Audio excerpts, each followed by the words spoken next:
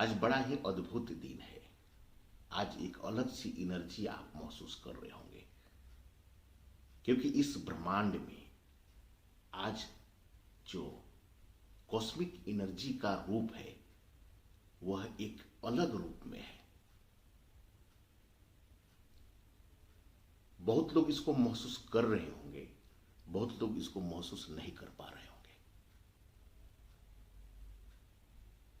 हर दिन कुछ न कुछ कॉस्मिक एनर्जी अपने अलग रूपों में होता है, लेकिन चूंकि आज फागुन माह के कृष्ण पक्ष की त्रयोदशी है, तो आज ग्रहों का इस कदर व्यवस्था है कि कॉस्मिक एनर्जी अपने परम रूप में है। इसलिए आज महाशिवरात्रि है। जब आप महसूस करने की कोशिश करेंगे इस एनर्जी को, तो आपको एनर्जी महसूस होने लगेगा। देखिए, इस ब्रह्मांड में सुबह होता है, शाम होता है, रात होता है, दिन होता है, गर्मी होता है, बारिश, ठंड, अलग अलग मौसम हर क्षण बदलते रहता है। तो इसका अर्थ यह है कि कॉस्मिक एनर्जी अपने अलग अलग रूपों में होता है। आज चूंकि त्रयोदशी है, कृष्ण पक्ष है, फागुन मंथ है, माह है, तो आज एक अद्भुत परिवर्तन है। अद्भुत कॉस्मिक एनर्जी जो है, जो ब्रह्मांड की एनर्जी है, वो हमारे चारों तरफ एक अलग रूप में है। इतना हमें तो खबर है कि हमारा शरीर जो है, अगर इसमें एनर्जी है तब ये चल रहा है, और यह एनर्जी तभी तक है जब इस ब्रह्मांड की एनर्जी है, कॉस्मिक एनर्जी है। तो हम सब इस ब्रह्मांड से जुड़े हुए हैं।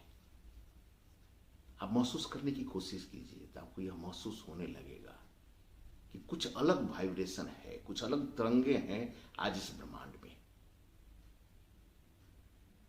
आज ब्रह्मांड जो है अलग रूप में है। सांसारिक जीवन का आनंद लेना है तो आपको संन्यास का भाव रखना पड़ेगा। यह शिवत्व है। शिवत्व हमें संपूर्ण आनंद की बात बताता है। अगर आप केवल सांसारिक हैं तो आप मोह माया में घिरकर आपकी आंखों को ऐसी पट्टी बंध जाएगी कि आप आनंद नहीं ले पाएंगे जीवन का। और आप संसार के जो अनंत रूप है वो उससे आप दूर हो जाएंगे। हर साल महाशिवरात्रि को फागुन माह कृष्ण पक्ष में आता है। उस दिन एक अलग सी वाइब्रेशन होता है, अलग सी तरंग होता है। इसलिए आज महाशिवरात्रि मनाया जाता है। वैसे तो माना जाता है कि आज पुरुष और प्रकृति की मिलन हुई थी, शिव और पार्वती की मिलन हुई थी, इसलिए महाशिवरात्रि माना जाता है। आज भगवान शिव ने समुद्र मंथन से जो विष निकला था उसको उन्होंने पी लिया था, जिसे उन्हें नीलकंठ कहा जाता है। तो आज के एनर्जी को अगर आप महसूस करेंगे तो आपके जीवन में अद्भुत परिवर्तन आएगा आपको। इसलिए आज शिवत्व को समझिए, शिव के तत्व को समझिए, शिव तत्व को समझिए। शिव तत्व को समझते ही आपके जीवन में एक अद्भुत परिवर्तन होने लगेगा। यह शरीर जो है ना, तन और मन दोनों अगर सुंदर हो जाए स्वस्थ हो जाए तो आपका जीवन सुंदर हो जाएगा, स्वस्थ हो जाएगा, आनंद में हो जाएगा। अगर शरीर को स्वस्थ रखना है तो शिवत्व को समझना पड़ेगा। शिवत्व के आदि योगी रूप को समझना पड़ेगा।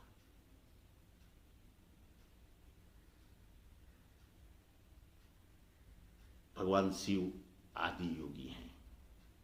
अगर हम शिवत्व को समझने की कोशिश करेंगे तो हमें शारीरिक रूप से हम सुंदर और कुशल हो जाएंगे, स्वस्थ रहेंगे। और जीवन का एक बहुत बड़ा जो अंग है हमारा शरीर, वह आनंद में रहेगा। शिवत्व को समझना है तो शिव को समझना पड़ेगा। शारीरिक रूप से कुशल और स्वस्थ होने के साथ साथ आपको मानसिक रूप से भी स्वस्थ और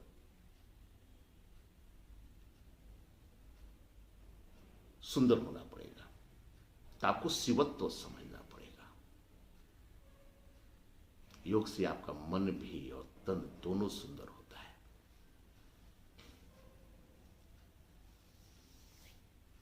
अगर प्रेम का भाव रखना है, संसार का आनंद लेना है, तो शिवत्व को समझना पड़ेगा। क्योंकि शिव वह है जो संसार में रहकर, परिवार में रहकर, जिन्होंने प्रेम की एक अद्भुत कथा समाज के सामने रखी है, उनसे बड़ा प्रेमी कोई नहीं है। उस सांसारिक व्यवस्था में रहते हुए वह एक वैरागी जीवन जीते हैं, एक सन्यासी का जीवन जीते हैं। अद्भुत है शिवत्व। अगर आप केवल सन्यासी बन जाते हैं तो फिर संसार का जो आनंद है वह भी दूर हो जाता है आपसे। इस संसार में आनंद है, संसार है, आपके अनुभव का संसार है, तो संसार में आनंद है। और आनंद लेने वाला अंदर है। आनंद बाहर है, आनंद लेने वाला अंदर है। बाहर संसार है, अंदर संन्यास है। आप हर चीज का आनंद लीजिए, उसमें बंधिए मत। राग नहीं होना चाहिए तो वैराग है। तो संसार भी हो, वैराग भी हो, संन्यास भी हो, तब आपका जीवन संपूर्ण बनता है और स्पष्ट दिखता है कि आनंद क्या है।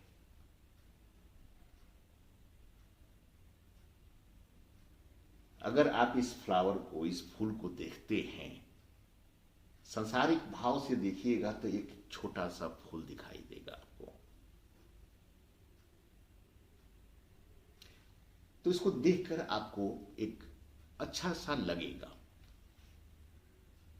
लेकिन अगर आप आध्यात्मिक भाव से,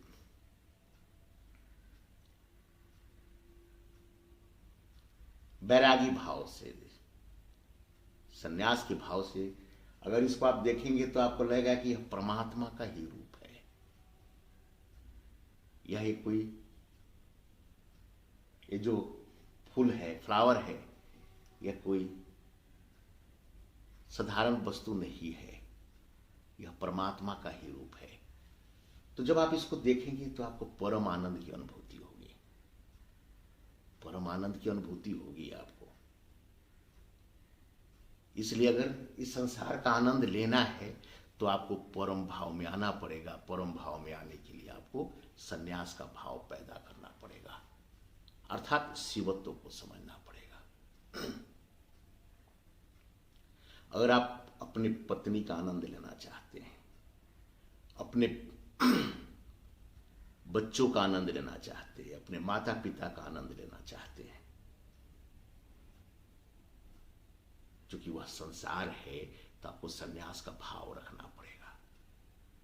जब यह समझना पड़ेगा कि यह जो पत्नी है, यह जो बच्चे हैं, यह जो माता पिता हैं, यह जो दोस्त हैं, यह जो भी है वह सब परमात्मा है, तब उनके साथ आपको परम आनंद की अनुभूति होने लगेगी। यह शिवत्व है।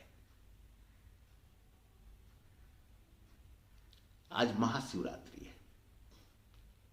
आज भगवान शिव और पार्वती की आज के दिन ही विवाह हुआ था। अर्थात पुरुष और प्रकृति की मिलन हुई थी। और शिव कहते हैं कि शिव ही शक्ति है और शक्ति ही शिव है। अर्धनारीश्वर जो रूप दिखाया गया, पति पत्नी का जो संबंध दिखाया गया है, पति ही पत्नी है, पत्नी ही पति है।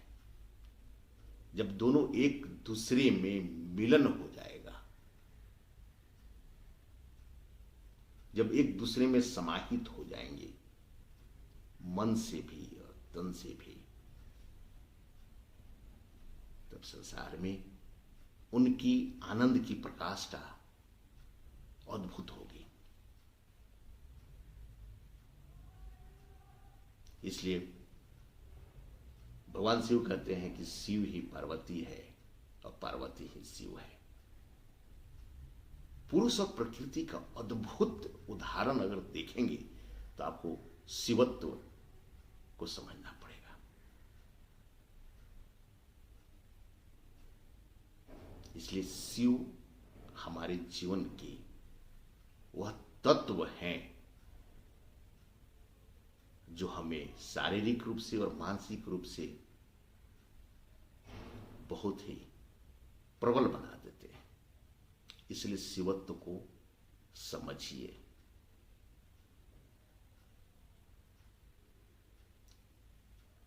पुरुष और प्रकृति के रूप को समझिए। संपूर्ण बनना है तो मिलन जरूरी है। शिवत्व समझना जरूरी है। शिवत्व को अगर आप समझ जाते हैं और आज घटने वाली जो घट रही जो कॉस्मिक एनर्जी है, इसको अगर आप समझ जाते हैं ना, तो आपके जीवन में हर वक्त आनंद आनंद, परम आनंद ही होगा, परम आनंद होगा। आज महाशिवरात्रि के इस पर्व पर मैं आप सबको परम नमन करते हुए एक आग्रह करता हूं कि आज के इस ब्रह्मांड एनर्जी को, कॉस्मिक एनर्जी को महसूस कीजिए, शिवत्व को समझिए और हर वक्त आनंद आनंद, परम आनंद में रहिए, परम आनंद में रहिए, परम आनंद में रहिए। इसी शुभकामना के साथ इस महाशिवरात्रि की ढेर सारी बधाइयां।